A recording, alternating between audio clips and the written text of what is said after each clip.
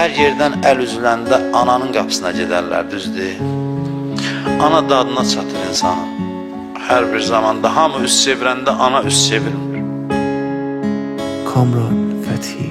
Dünyanı gezdim ama yok birce sene dayanacağım. Koy dizin üste baş koyun, çal mene layla yanacağım. Ömür boyu menem sene bir dua mühtaç yana. Gülümse her gün yüzüme, ay başımın tacı ana. Ay anacan gülüşlerim solar eğer sen olmasan. Ömrümün yazı xezan olar eğer sen olmasan. Olar eğer sen olmasan.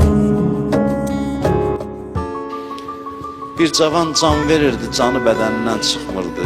Peyğəmbər dedi ki, bu cavan nəsə çətin can verir. Anasını çağırın, ananı çağırdı.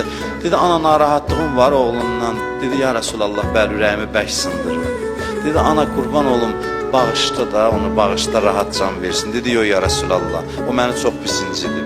Deyir, dəmiri qızdırdılar, balasına gətirib yaxınlaşdıranda, ana dedi, bağışladım, ürəyim dözmür. Uşaq deyir, rahat can verdi.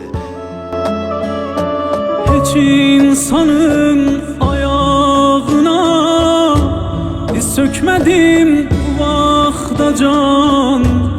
Ayaklarından öpmeye diz sökerem ay anacan. Senin kucağından gelen okunun həsretindeyem. Dizlerin üstte bir saat yuxunun həsretindeyem. Ay anacan gülüşlerim solar eğer sen olmasan. Ömrümün yazı xezan olar eğer sen olmasan. Olar eğer sen olmasan. Ana baxmır, oğlu günahkardır, fəzilətlidir. Ana oğlunun günahını örtbasdır eləyir. Biri onu pisləyəndə də deyir, amma ürəyi təmizdir. Deyəndə filan iş gör, deyir, amma filan yaxşı xüsusiyyəti də var mənim övladım. Ana, xahiş edirəm, o gözəl əllərimi qaldır, Allahdan istə. Allah bizim günahlarımızı bağışlasın bugün.